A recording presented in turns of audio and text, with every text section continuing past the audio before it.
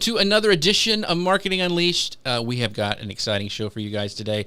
Make sure that you call in all your friends, because this one, if you hate selling and if you want to learn how to sell better, if you need to make those sales, this is the show to you. Feel free to mention your friends down below. Call them in saying, hey, listen, you need to listen to this because this is going to be amazing. We got Toni here. It's going to be awesome. But first, Susan, I know we have something special that you want to announce that we kind of teased last week, but I want to give it its full glory this week.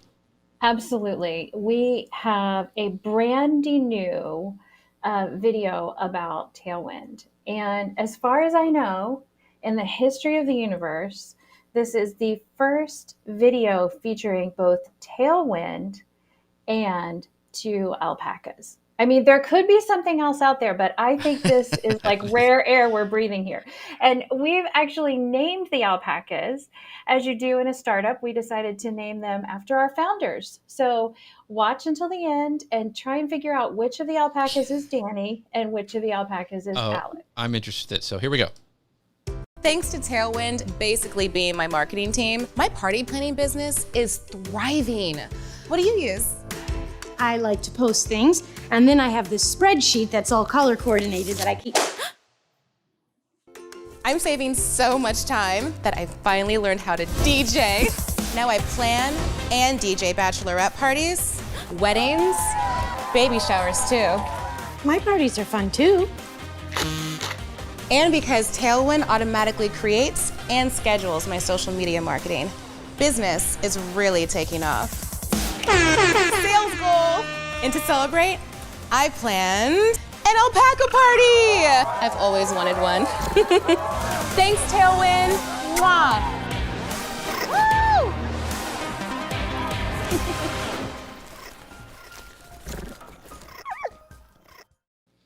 So which one was which, Susan? Because I know inquiring minds. So Danny is the alpaca at the end. The tall alpaca who dressed for the occasion is Danny, and the smaller alpaca is Alex. I don't know that I've ever actually made that clear to them. So hi, Alex, you're the tiny alpaca. How funny. So I want to do some shout outs to some people. Oh, once again, we have Brian who shows up from the UK every week. Brian, thank you so much for being here today. And we've got my friend Nazim, who I haven't talked to forever, but from Milan, Italy. Hey, Nazim, thank you for stopping in today. I really appreciate it. And we've also got Bev here saying hi all. So this is going to be an exciting show. Thank you for sticking with us through the commercial with the alpacas, which is so funny. And is there a new logo? Did it kind of have a little new logo there too, Susan? There's a new logo. Okay. We've got a lot of new things coming out here at Tailwind. That's right. And it's going to be a bit of a slow roll to seeing all of them, but okay, this is exciting times. Exciting times. But for you guys, remember we have this incredible offer that you guys can get, this Tailwind Kit at bit.ly/Tailwind Kit. Tell people what that is and why it's so important at this time of the year. Yeah, so if you're like me and you run Black Friday or Cyber Monday deals, you're probably noticing that pumpkin spice latte season is also get your act together on that deal season. And so what we've done is put together in this kit a couple of the resources that we use at Tailwind.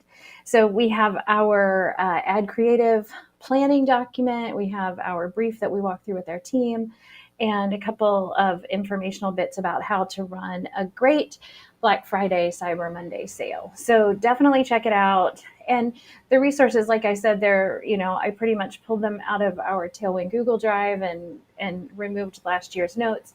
But they'll be useful for you whether or not you are a team of 1 or a team of 10. I think you'll find them really helpful. Awesome. And speaking of selling, introduce our guest because this is going to be all about that today. Yeah, I'm really excited. Toni Herrbach is with us. Toni and I first got acquainted as she was doing some work with Tailwind last year. And I am just a huge fan of her knowledge of marketing, particularly Pinterest marketing, and also just her experience in creating content. So essentially, she's been creating content for a very long time, in lots of different ways. And she says that on her own bio. So that's not just me.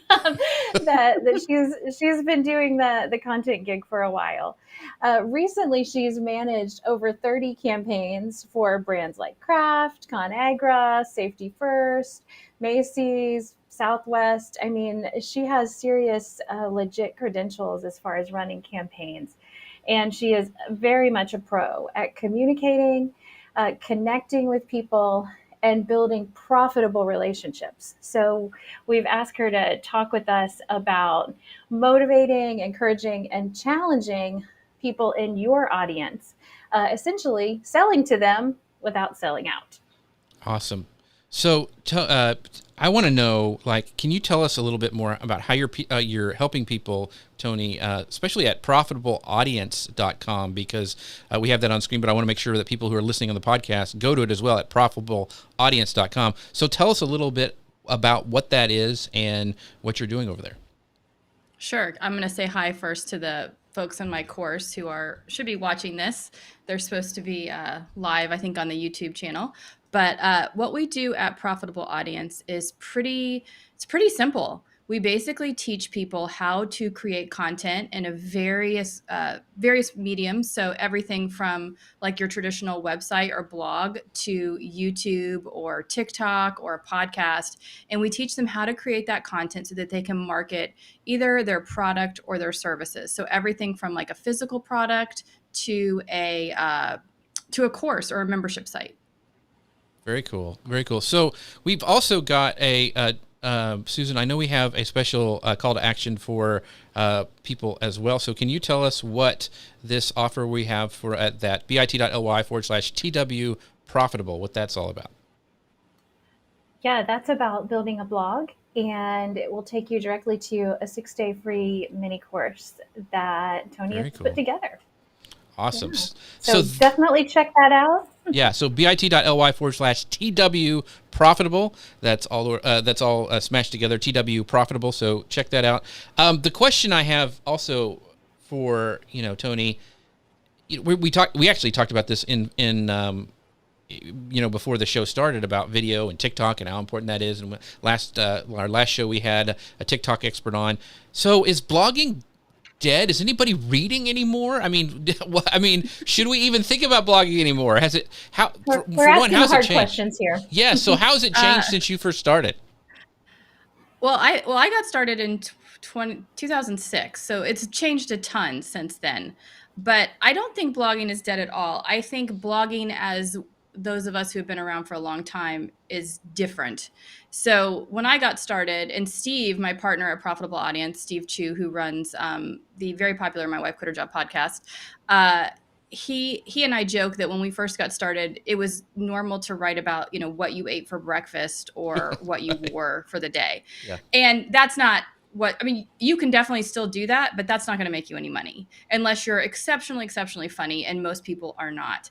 So it's changed from, I think, blogging as it started was basically a journal or a web blog, right? Like that's what a blog came from, to today where it's truly like, I think you have to be creating purposeful content that convinces your audience that you have a product or service that they need. But more importantly than that, you need to create that relationship with your audience, because at the end of the day, people buy from people. Even though we have Amazon and people, who doesn't love their Prime? I'm a Prime addict, right? Yeah. I mean, I feel like every day there's boxes at my front porch. But I do feel like when it comes down to a lot of things, I want that relationship before I make a purchase.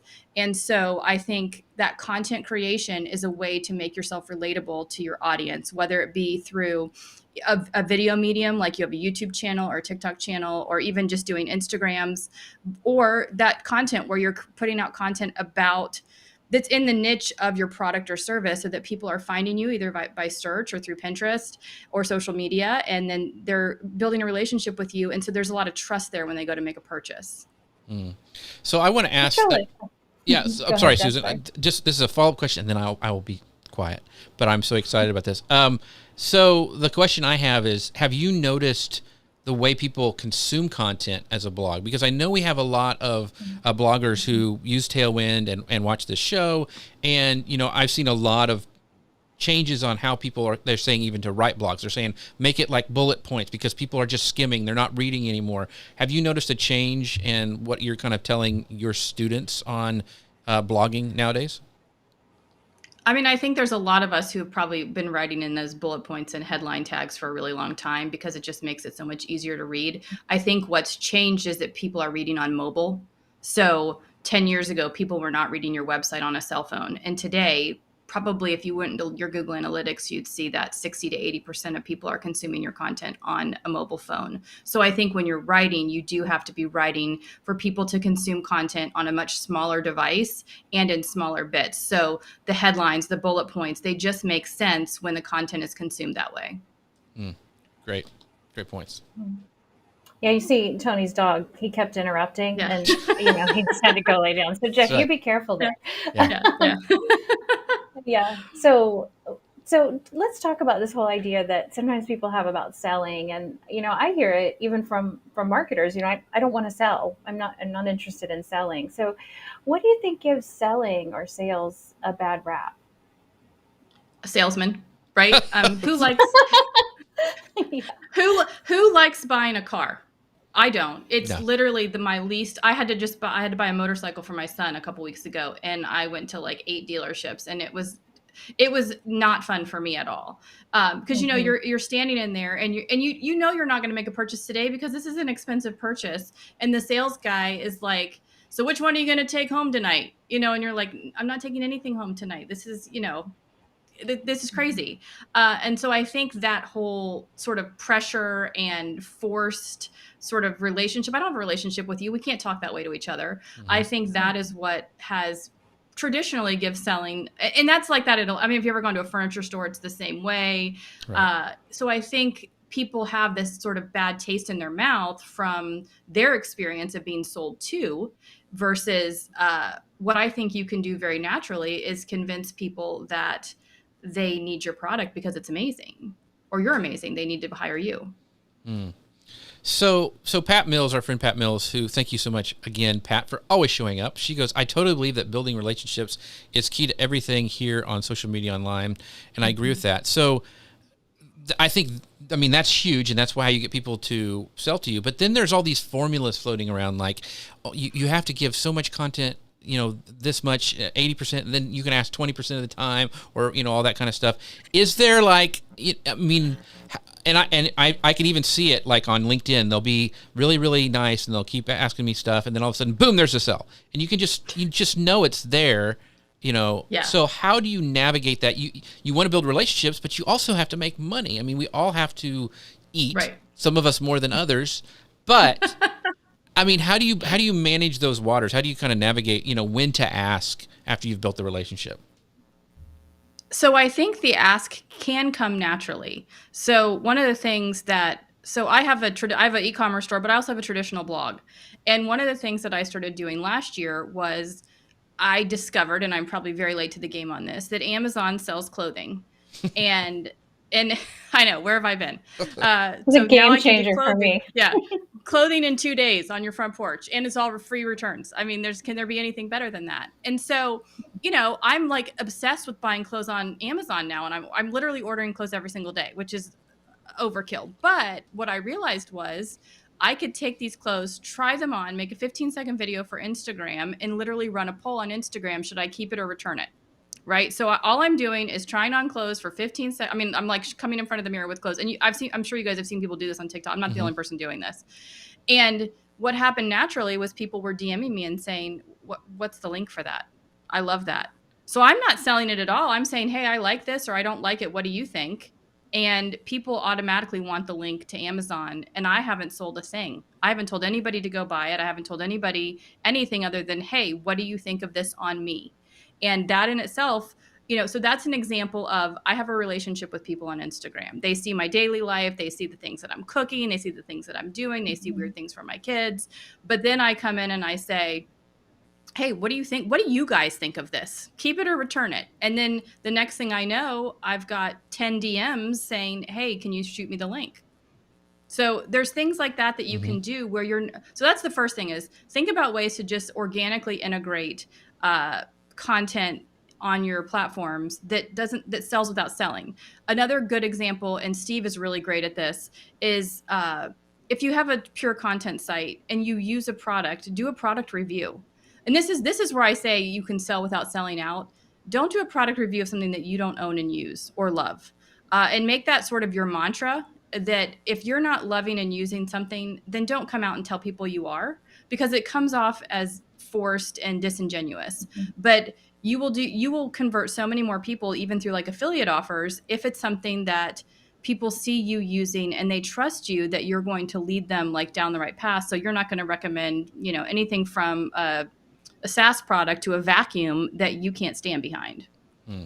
Those are all great points. So the one of the questions that I wanted to talk about is, okay, so you mentioned Instagram and you're creating content and you're sharing your life, and how many pieces of content do you need to create? And I know, and this is a great question by Nazim. He goes, the growth of podcasting future. And I know Steve has an incredible podcast that I've listened to for a long time. You have a podcast. So can you talk about these pieces of content that you think are that, because sometimes it gets overwhelming. We got TikTok, we've got to do this, and now I got to do a podcast and live video, and so I want to talk about all those things, but also I want you to kind of maybe on the second part of the question, talk about podcasting and how it works for you and your partnership with Steve and all that kind of stuff. Yep. So yes, you can. So my advice to everybody is always, you should own every platform. So you should, if you're getting started, or even if you've been doing this a long time, make sure you own your brand name on all the channels, right? So make sure you have the Instagram handle, the TikTok, even if you tell yourself you'll never do TikTok, because I promise you'll be doing it in like 18 months. But I think you can't be great at every channel at the same time, for sure. So what I recommend is, get started with one. And here's where then things get a little bit muddy, right? Because we have things like Google and SEO, Google and Pinterest, which I also consider SEO, which are like, to me, long-term strategies to drive traffic. And then we have sort of hamster wheel traffic, right? So like Facebook, Instagram, kind of TikTok. TikTok's in the middle.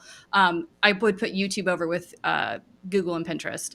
So, if you're going to get on Facebook and Instagram, you need to be prepared to be creating, and even TikTok, you need to be prepared to be creating content like multiple times a day. So, you can't just go on Facebook and post once a week and grow your Facebook page. Same thing with Instagram. It's kind of the same thing with TikTok if you don't already have an audience there, or an audience that you can drive there from somewhere else. So I would say start with one. If you already have one built, figure out what the next one is for you. And honestly, I would probably go with your strengths. So if you're saying to me, I could never do live video, then probably don't get on Instagram and start trying to do lives and reels. Maybe podcasting is for you, because you can sit down in front of a microphone, you can have it edited. It can be much more purposeful, as far as you don't have to be off the cuff on a podcast. You can bring in people to interview. So it's a little bit easier as far as if you don't feel comfortable sort of with that on the spot sort of thing. But pick the one that you feel like you can be the most successful at, as well as one that fits probably the best with your brand. So if you have a travel brand, or maybe you sell travel products, you probably should try to get on Instagram. I might not do a travel podcast right away. Not that there's not space for a travel podcast, I'm sure there is, but I would probably pick the place where your people live. And so if you know that, travelers tend to be on Instagram, which they do, then I'd probably go there next or first, or whatever that strategy would be for you. In regards to podcasting, I'm no means an expert in podcasting at all. I will say I think there's still a lot of opportunity there, especially if you're not in the marketing world. Right. It's amazing to me, the people that I see. I have a friend who started a podcast a couple years ago on like being a slob and like reforming from being a slob, basically, like how to, I don't know the name of her podcast, so I don't want to like mess it up, but it's basically for people who are just like, I'm overwhelmed with the mess and I don't know how to get out of it. I think her blog is like A Slob Comes Clean. And her podcast is actually really popular because there wasn't a lot in podcasts for people who were like, hey, I really want to be more organized, but I don't know how to get there. Like, I'm not ready for Marie Kondo, right? I'm not at that level. Like, I need to be able to see my kitchen counters. I have another friend who's starting a podcast, really, I think it's in the next couple months, on like Catholic liturgy, which I mean, I'm not Catholic, so I'm not familiar with that. But, obviously I think that's probably something that will get a lot of traction within that community because there's probably not a lot out there. So I think there's still a big opportunity in podcasting. And I do think it's super cheap to get started. It costs almost nothing. You just need a microphone. And, it gives you the ability to edit and really create that content in a way that you want. Whereas something like live video is a lot harder to do with that. That's great. Yeah, I want to circle back to something you were saying earlier because it touches on this too, because you were talking about, I think, taking your message and putting it on lots of different places. And I think that's the thing that we're trying to help people see the need for, especially if they have been bloggers for a long time. It's like, okay, you have your story and you know how to tell it in one format. And so now that you have your story, let's think about how we can tell that in other ways. And I think that's a somewhat of a mind shift, even from like my first exposure to social media marketing was Facebook, and so everyone wanted to learn Facebook. And, now there are ways that we have a lot more options, but the story is what we need to know the best. And then we can learn to kind of parcel that out into different places. Well, and I heard something, I heard actually he spoke at my event with the Seller Summit event that Steve and I have for e-commerce sellers. He spoke at our virtual event in the middle of whenever COVID was big. I guess it's still big. That's probably the wrong thing to say, but whatever. I hope you don't get shut off the live now. Sorry, guys. You're good. And he's a Hollywood writer. And he actually gave this great talk on basically you have to know what you're selling. And no one is really selling what you say you're selling. So, okay, this is something cool. Steve ordered this for me. It's just a mouse pad, but it's got all my brands on here, right? And, it's a custom mouse pad. So this person is selling custom mouse pads, but are they really selling custom mouse pads or are they selling something else? And they're really selling something else. They're selling a thoughtful gift. They're selling a memory, because a lot of people will get these with like pictures of their kids on them or something like that. So they're selling a moment in time that you want to preserve. Right. So when you're marketing and you're talking about your product, you can't just think like, oh, I sell hiking boots or, oh, I sell, iPhone products. You're selling something else you have to figure out what you're selling to people. Like, what are you giving them when they buy your product? Mm-hmm. And if you can tap into that, and that's what he talked about, if you can tap into what you're really selling, then you'll be able to market to people so much better because you can hit on that emotional side of things versus just, buy my product. It's amazing. Right. What is that? Yeah. Go ahead, Jeff. No, I was going to say that old saying, I sell the sizzle, not the steak. I think that's a book even. Yeah. Yeah. I have a friend who owns a local business coffee shop, and I think she's really great on Instagram at capturing that moment because, you know, on the first day of school, she'll have an Instagram post and talk about just needing a little extra kick to get out the door. And so she knows that what she's selling is not a pot of coffee, but that feeling of I can make it through this day that's going to be hard. And I guess that's one of those things we're trying to lean into. And a little trick that's been helpful for me is to ask myself, okay, if someone uses my product, what's the next thing they're going to feel? And so sometimes that helps me to get to the aspiration that I want to tap into in our marketing. And I'm sure if you Googled, something around that, there's probably a lot of websites out there that can walk you through the steps of how to sort of determine that for your own product. I think that, I think that's one of the keys is that you can't just sell something. I think about, I don't know if you guys know Marie Forleo, who runs B School. She sells B School, right? But is she really selling B School or is she selling freedom for people? She's selling freedom, right? She's selling independence. And so when you hit on those things, then that's how people are willing to pay $2,000 for something. And I've been through B School. I think it's great. I'm not being critical of her at all. But when you think about it, it's like you're paying $2,000 for what? Right. But you're not selling B School. You're selling freedom. You're selling motivation. You're whatever that is, for her audience. And I think that's what you have to really tap into with people.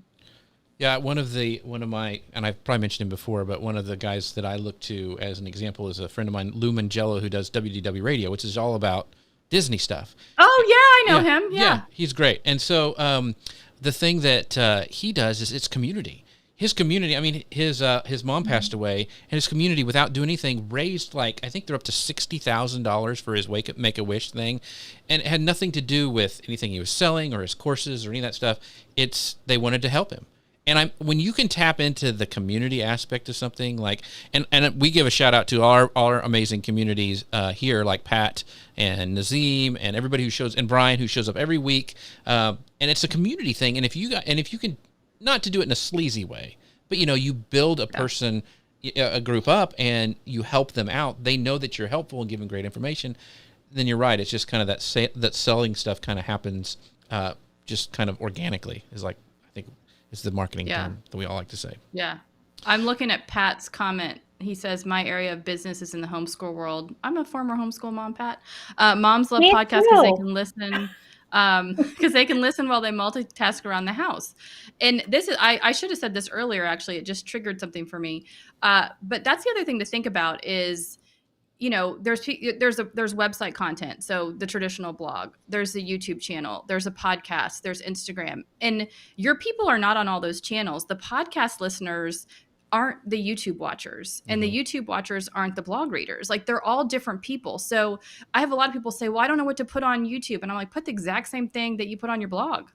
Just make it for YouTube, right? You've got to make it in video format. Same thing with podcasting. You can podcast a blog post as long as you make it interesting. I wouldn't just read a blog post on a podcast, but you can take that same content. If you have a post that's, 8 ways to, homeschool your reluctant reader, you can turn that into a podcast very easily by talking through the 8 ways on a podcast. So I think that's important to realize, is that people are not in the same place. I had a friend over the other day, and he told me, he's like, I've never listened to a podcast. And then I was slightly offended that he hadn't listened to mine. But but I'm thinking, how have you never listened? Not even Joe Rogan. I'm thinking the big ones, right? You've never, heard some of these big, Serial. And he's like, no. Yeah. I'm like, don't you I listen to those murder mysteries on road trips, so I'm terrified the whole drive. But, I just think that people find you in different ways and in different places. So you can repurpose the content. It's not as overwhelming as it seems, because you can put the same content on all the different places as long as you're putting it in the right format. Yeah, and there's something really intimate about being in somebody's ears, and so I love the podcasting thing. In fact, we take this show, and I do this with all my shows, and repurpose it as a podcast, because, like you said, some people would rather listen than to have scheduled time to watch this or watch the replay. Neil Schaefer listens to this show, and he's a big marketing guy, and he says he listens to it at 2 times speed. So when I met him, he was like, man, you sound weird. You don't sound normal, because I was you talk so slow. I know, I'm like a chipmunk. So so you're right. It's totally what people, where they want to consume content at, and giving them that option is really, really key. Yeah. So Susan, you had a question? I'm sorry, I cut you off again. No, that's okay. I was just going to say, former homeschool mom here too. So yay team. But I'm curious about, you mentioned earlier that you put Pinterest, Google, and YouTube in the same kind of SEO category. Tell me a little bit more about how you think about those. Because I think, there's the common idea that Pinterest is just one of social media. We know it's not, but how do you think about Pinterest and its similarities with Google? So I can't speak to any of the technical aspects of it, the similarities. I get this question all the time. Well, how's the algorithm the same as Google? I have no idea. But I will say that, Pinterest is not a social network. You don't socialize with people on there. I think that was part of the story pin to idea pin. I think maybe it got a little cloudy for them for a little bit. And then they were like, wait, no, that's not who we are. Because I view, Google is your grandfather's search engine. It's been around forever.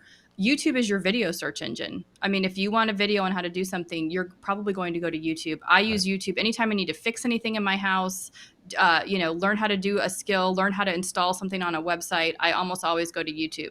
And Pinterest is where I go for that visual search engine. So I told Steve the other day, I said, I don't think I've Googled a recipe in 5 years. I said, I will always, I'll go to Pinterest first, 100% of the time. Recipe with chicken in a crock pot, I will go to Pinterest.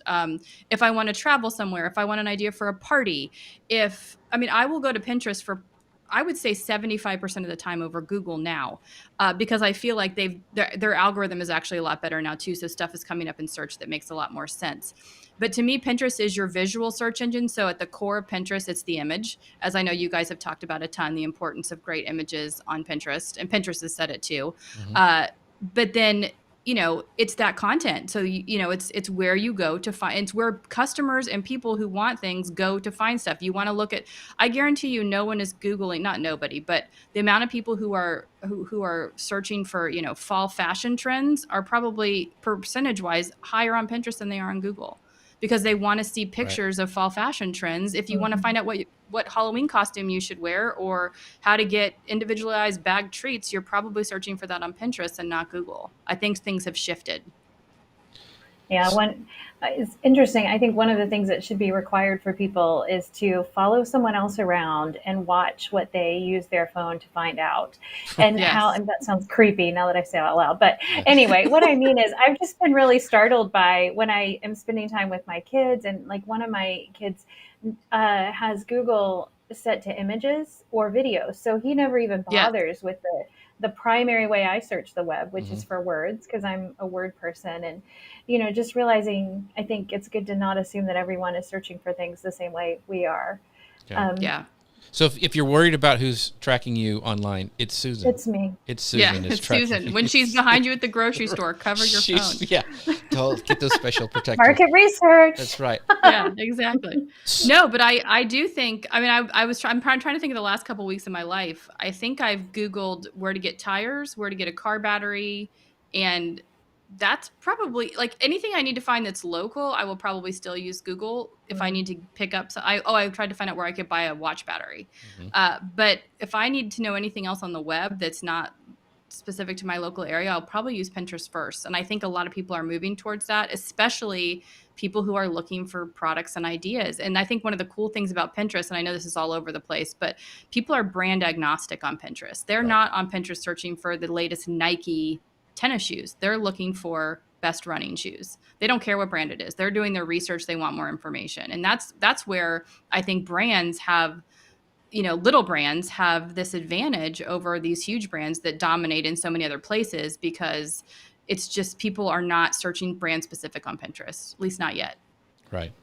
So it sounds like it's really good for e-commerce, but are there specific rules that, like, would you recommend, how to formulate this? Would you recommend that if someone has something they want to sell, that they create a blog and use their blog to draw people with Pinterest? Or would you recommend that they use, that they just pin their stuff? How do you see selling things on Pinterest playing out best? I'm not sure how it's going to play out in the end. When I first started putting my products on Pinterest, I actually drove sales with boring product images, but that was 5 years ago, right? Things have changed a lot. I think today I would do a combination of things. I would still put those product images on there. I would still, do the plain, like your Amazon image, right? White background, product hero shot. But I think you also need a lot of images of your product in use or lifestyle type photos.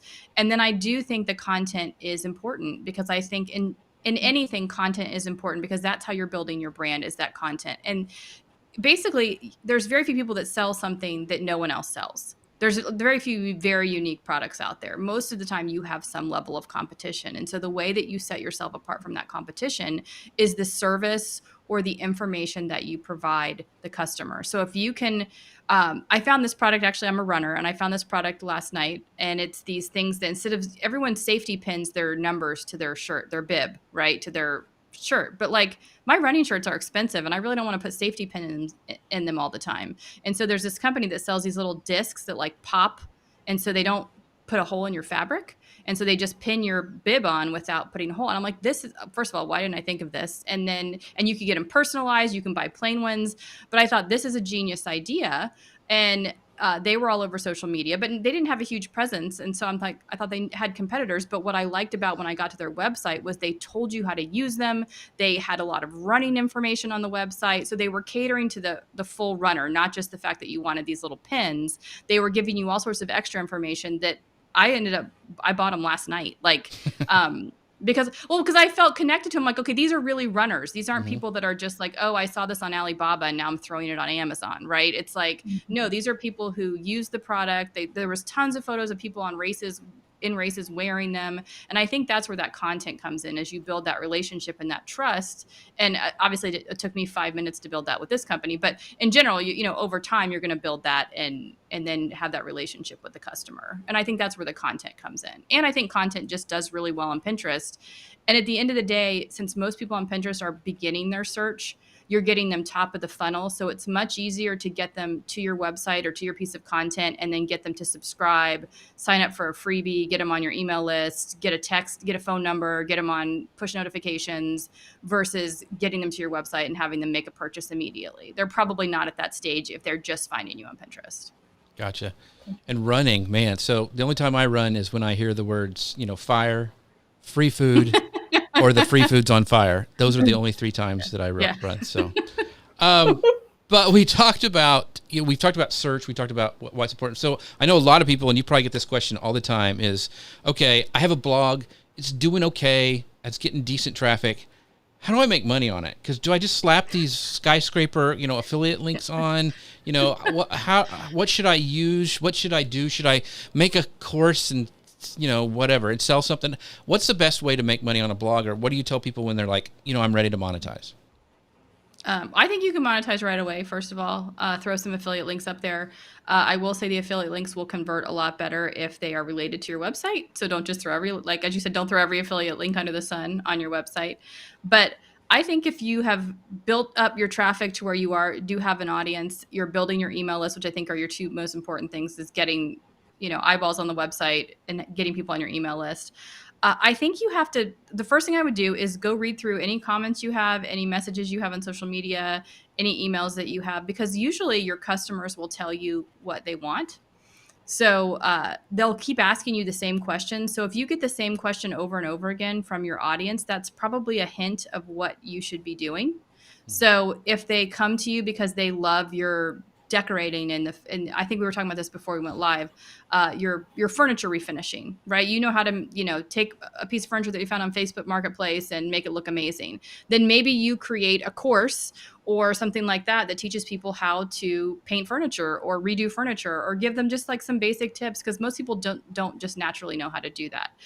Maybe you just have a site that just gets a ton of traffic, right? So your site, it just blew up and you went viral on Pinterest over and over and over again. And so you've just got this nice steady influx of traffic. You probably would do well putting up ads and affiliate links.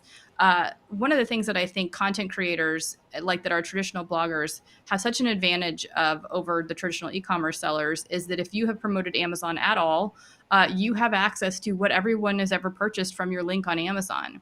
So if you notice that everybody that goes from your website to Amazon buys the same thing, maybe you need to make that thing. Maybe you need to make a better version of that thing.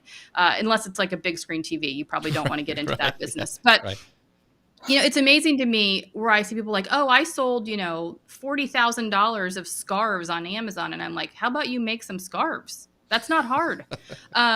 Because you're getting 4% from Amazon, and you're, you know, even if you have crappy margins, you're going to make 50% if you sell it yourself. Or even if you put it on Amazon as a seller and just send people to your link, you'll make better money. So I think that, you know, that's probably where I would start, is to see what people are already doing, because I always like to take the easy way and try to do what people already want, as opposed to trying to shove something down someone's throat. If, you know, like, hey, I created this and I know you're going to love it, even though you have no idea what I'm talking about.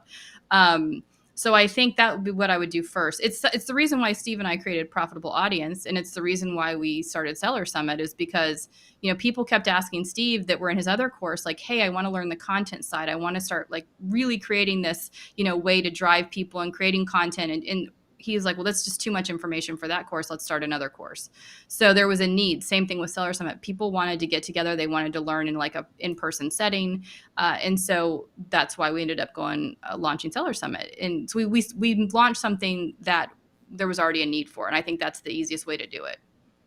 That's great. That's great advice. And so it's really interesting to me because this is just an aside, but that people want to buy from you. Like I did when COVID started, I carve wood, and I was carving live. Oh, that's right. Just to show that. And so, but it went nuts. People loved it and wanted to buy it. And I started doing it over on Amazon Live, and people, you know, they want to buy the knives you have. They want to buy the wood that you use and all that stuff. And a thing that was a hobby, nothing makes me happier as an entrepreneur than having a hobby make money. So, Yeah. I mean, to your point about cost money. Yeah. And now, people want me to put kits together. Well, I could put my own kit together and sell that myself. Just like your point of like the scarves is like, if people are buying something, make it yourself, unless it's a widescreen TV. But yeah, great stuff. Yeah. I think that's, what'd you say? Could you carve me? I feel I could probably that's do an that. ideal Christmas gift, really. Just a Right. carved image of your co-host. Actually, I'm carving when I'm not on screen. I just go and start doing it while you're talking. So. His desk used to be a desk. I do think that's where people that are already content creators have a huge advantage, because you already know what people are buying from your affiliates. And so that's where you have the opportunity to create something on your own that will make you a lot more money than you just pushing someone to the, what are you possibly going to make on an affiliate revenue? Probably not enough if you have enough volume. But yeah, I would say what does your audience want from you? And then I also think, like, what do you, kind of like you're talking about your carving, how you love it. What do you love so much that you would be willing to do for free? And not that you should do it for free, but in the beginning, when you're trying to make money, you're probably going to have to do it for free for a little bit of time until it gets traction. So you want to be passionate enough about it to be able to keep going when it's not great. And on top of that, I also think you want to be able to, I think a lot of people think, oh, I don't know enough. I don't know enough to teach this. I don't know enough to, people like do membership. There's a membership program for anything. So lest you think that like no one, I found a membership, I'm not even joking you. It's $5 a month for people who love orchids, the plant. And it is a paid Facebook. I mean, it's not paid. It's obviously they follow the rules of Facebook, but it's $5 a month to join this orchid growing Facebook group. There are 65,000 people, last time I checked, in this group who are paying $5 a month to probably some 80-year-old man who's growing orchids, in Missouri or something. Who's a genius. Yes, absolutely a genius. But that's the thing. It's like you don't have to be the top of the top. You just have to know more than somebody else. And you probably already have a topic in your life, like Susan, your friend that does the furniture. She knows more than probably 80% of people that want to do furniture. She could easily create something around that, even if it's just showing people how to do it and then using affiliate links to the products like you were talking about, Jeff. There's opportunity there. Yeah.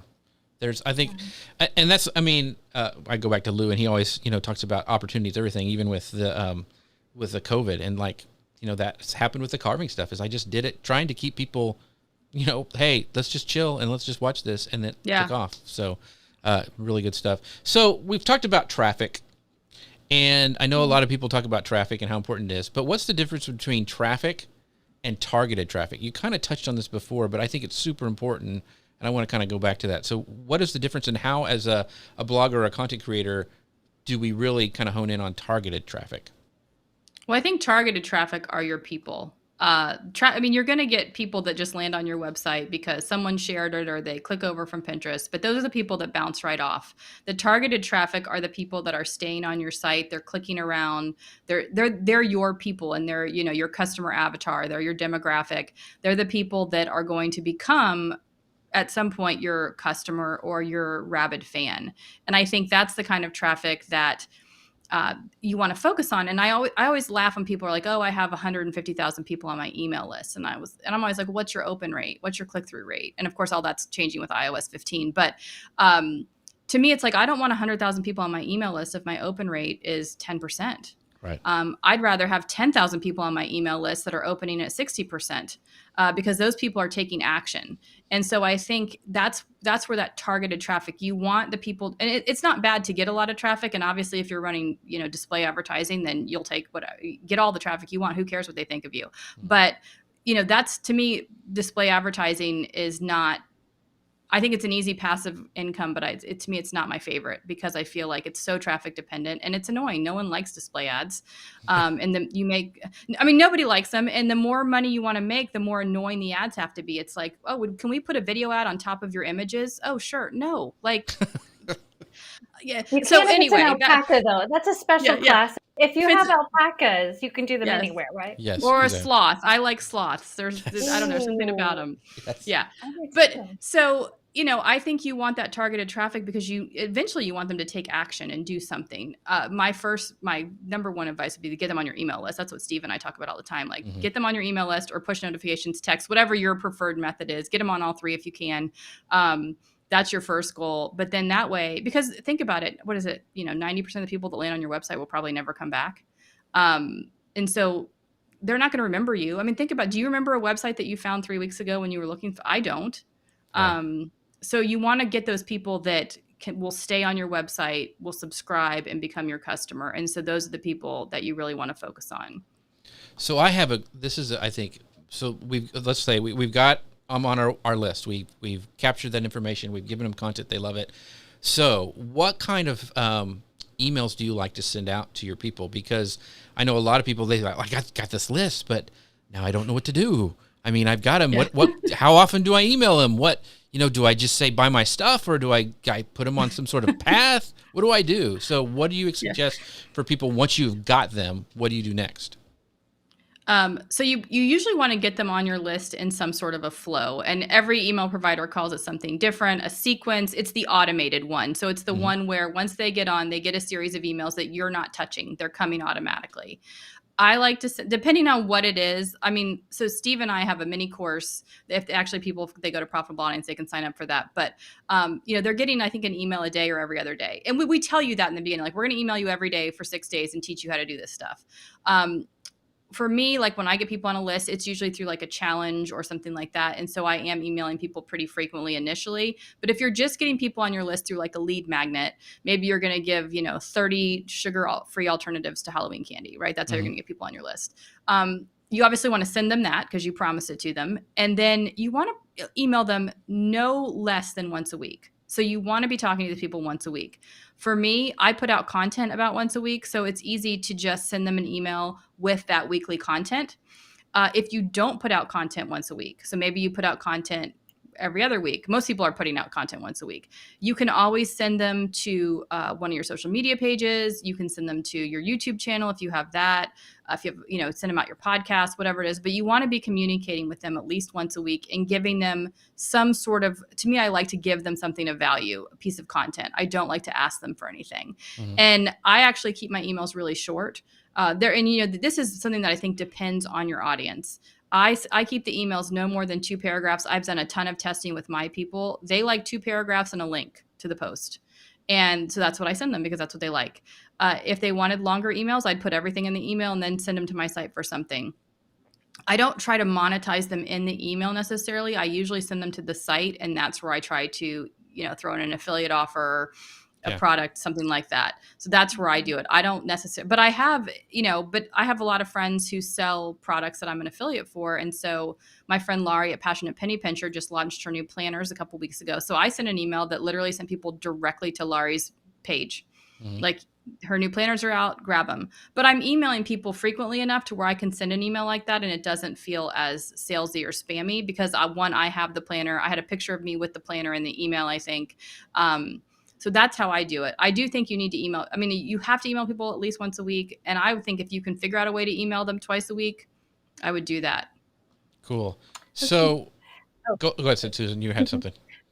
Well, I was just going to plug the Black Friday Cyber Monday kit because if you are planning on an emailed offer that is going to come out at the end of November, now is a really great time to begin building that email cadence and delivering that value in your emails, kind of building that credibility. So when you're ready to make an ask around Cyber Monday time, that's already in place. So that's at bit.ly/Tailwind kit. And we also, this one, I think, didn't you say this was a sequence as well? An email sequence? Yeah. I think it's 6 days, 6-day mini email course. Yeah.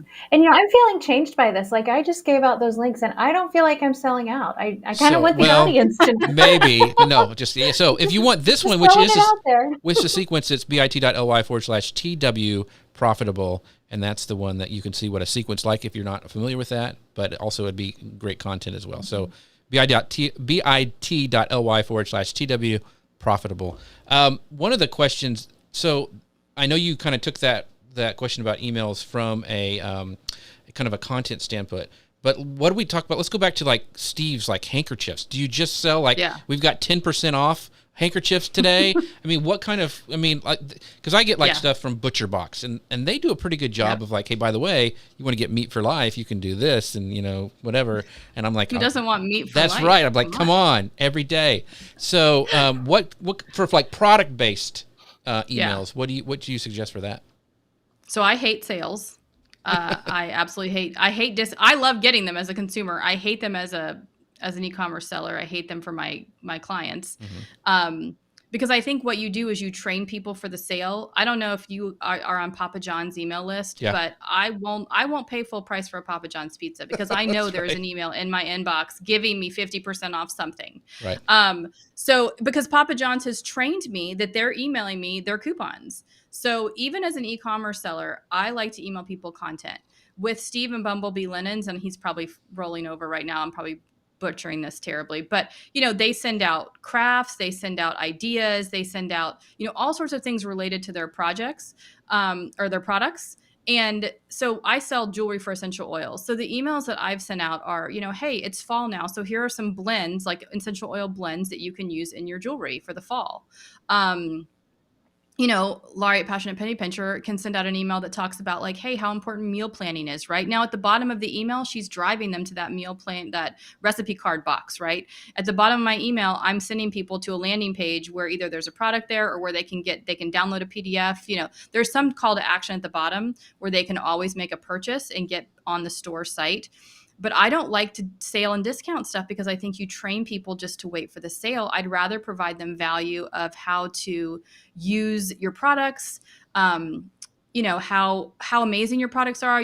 Even things like one of the things I just set up for a client is every month she's grabbing one winner from social media who's showing a picture of them using her products. She sells curriculum.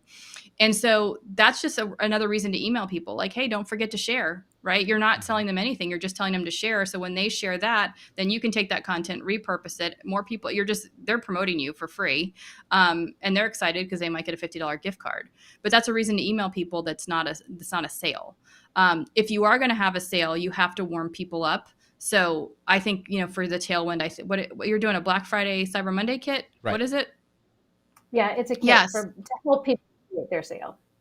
So honestly, like if I was Tailwind, I'm not telling you guys how to run the business, but I am now. I would. Sorry for having me on. I'm here for it. I would start sharing, 4 weeks ahead of time, like once a week, success stories from Black Friday, Cyber Monday through like whatever the goal, whatever you're teaching people, I would share some success stories of people that have had success in the past doing similar strategies. So I would do like some case studies. I would talk about, statistics for Black Friday, Cyber Monday, how many people. So you're constantly like in people's inbox talking about the importance of doing this. And then that way, when you hit them with this deal, all they've heard from you for a month or 6 weeks is like, why am I not doing all these things for Black Friday, Cyber Monday or upcoming season, right? So I would be getting people ready before. So like I have someone who's doing a sale starts Sunday, and we've been literally talking to people about this topic for 4 weeks. We've been sending out free printables. We've been taught. They're doing a Facebook Live. So we're doing all, and so then we're emailing people about the Facebook Live, like, hey, we're on Facebook Live this day. Come listen to us. And it's all about the products that she's launching, even though she's teaching somebody something, but in the end, she's using those products to teach. So we're warming people up. So then when on Sunday, these products are released in their store, it'll do amazing because we've been talking about it for so long that people are like, oh, I really do need this because all I've heard about for the past month is why this is important. Yeah, those are great. That's By the way, thanks, Toni. We have about 5 minutes left. So if you have questions that you want to ask Toni before we stop, make sure, because I will ask them all, because if you notice, I'll cut off Susan anytime I can. Yeah, where's Susan? Yeah, Timothy says, case studies of various types of biz and sizes are great. Yes, for that. So Susan, I will shut up now and let you ask, because I get a little fired up about this stuff. So I'll let you ask the next question. Yeah, so what are some of the common barriers that you hear from people as you're teaching about monetizing an audience? What are things that stand in people's way? That they don't have any traffic, which would be the biggest one. And I do think if you don't have any traffic, it is hard to make money. Right. That's when I would say, go back, look at your content, look at your website. Steve and I always talk about, would you buy from you? So if you go to your website, would you trust you? Would you buy from you? So, and ask a couple people like, hey, does my website look okay? Do you see anything on here that I could do better? Things like that. I think the big barrier, I think everyone's big barrier is fear of failure. What if I launch this course and nobody buys? What if I create a membership site and nobody signs up? And I would say, well, no one ever is going to sign up if you don't do it. So, I mean, what if 2 people sign up? Great, you've got 2 people. And there's nothing wrong too with launching something and maybe 2 people sign up and saying, you know what, guys, this just wasn't right, and I'm going to refund your money, and that's okay. I think most people that that are very, very successful have a long list of failures that they've made in their business world. And so I think you don't learn unless you fail. And so I think even if something doesn't work out the way you want it to work out, you're going to learn something and then do it differently or better the next time. So I think just the fear of failure is probably people's biggest hurdle. Just it's all mental, right? Another one is I don't know enough. I'm not smart. I don't have enough knowledge. I don't know how to do this. You do know enough. You do know how to do things. And that's why the internet's so amazing, because you can pretty much learn how to do anything on the internet. Right. And I think you do know more than somebody else. I mean, the whole reason why I started a blog was because I got out of debt, and all my friends were like, oh, how did you pay off your student loans? And so I was telling the same story over and over again. And I was actually getting annoyed with my own story. And I thought, I'm just going to write this all on a website. How hard can it be to build a website, And I'm just going to, then people ask me, I can just say, go read it on the website. And that's what I did. And then, people started coming to me for financial advice. And if you know me, that I'm good at saving money, but I'm not like an investment. I'm like, don't come to me for money advice. I know how to save it. That's the only thing I know. But I'm good at saving it, and I'm good at being frugal. So then I thought, well, I can talk and teach people how to be frugal. And even though there's people out there that are way more frugal than me and are going to Walgreens and getting everything they need for 10 cents, that's not me. But I do know how to do some things frugally. And so that's what I talk about. So talk about the things that you feel comfortable, and you probably do know more than somebody else. And I think that's another big hurdle for people, is they feel like there's someone that knows more, and there is someone that knows more, but there's a lot of people that know less. So great advice.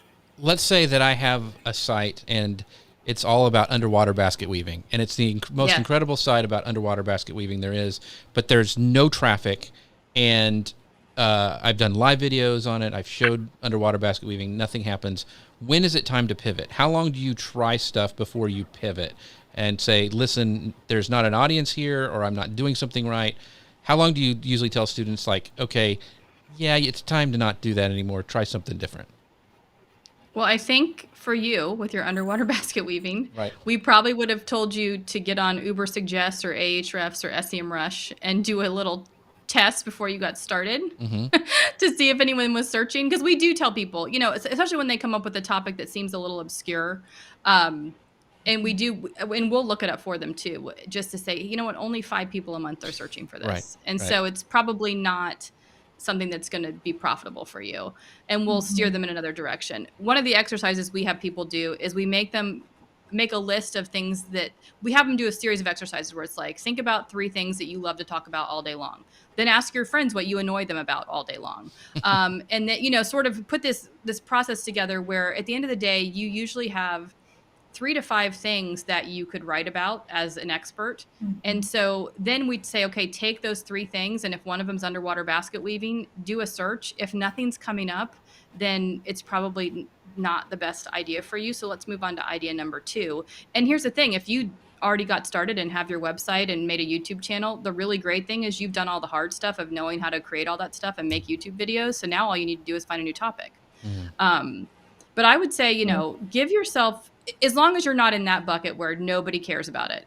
If you're like, hey, I know people do care about this, give yourself 6 months to a year to build up the traffic. It does take time.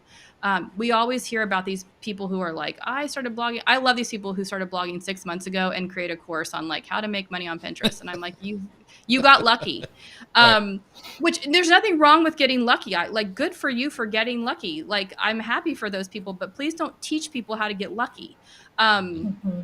I think you need to be doing it for 6 months to a year, regularly, consistent content, have the email forms on your site, have at least one channel that you're working on, whether it be Pinterest or Instagram or TikTok, whatever it is, be having one channel where you're really focused on driving content. The other thing that I see is they've been doing it for a year. They have every single account. They're putting one thing up a week on each thing poorly. And then I would say dial it back, find one channel and work on that and focus on that only. And give yourself 6 more months. Great advice. So, Susan, I'll let you have the last word. We are at time, so I'll let you close us out. But this has been amazing, and now I have all these things I have to do, and quit my underwater basket weaving site. And shut down your underwater basking YouTube channel. Yes, just not working. Yeah. Yeah, and if anyone out there has an underwater basket weaving channel that is successful, we want you to send the link because we're down for that too. Absolutely. Yeah. But Toni, thank you so much. This has been amazing. I've learned a ton, and I really appreciate your perspective and your help for content creators. And your perspective on Pinterest and Google is really helpful. So thanks so much for being here. And thanks to the audience. I appreciate all the comments that came in and the ideas. I did notice, I think it was Brian, he's also trying to find out what people are using their phones for on the metro watching the phone. So whatever happens this week, remember, Brian and I are out there. Susan is watching. I'm terrified. Thanks everyone for coming. And don't forget to check out Toni's profitableaudience.com. You guys can go there and find out more about her. And also we have the we have one for Tailwind at bit.ly/Tailwind kit, and also a sequence that Toni's put together, bit.ly/TW profitable, and go check those out. And with that, we'll see you guys next time. Bye, everybody. Thanks, everyone.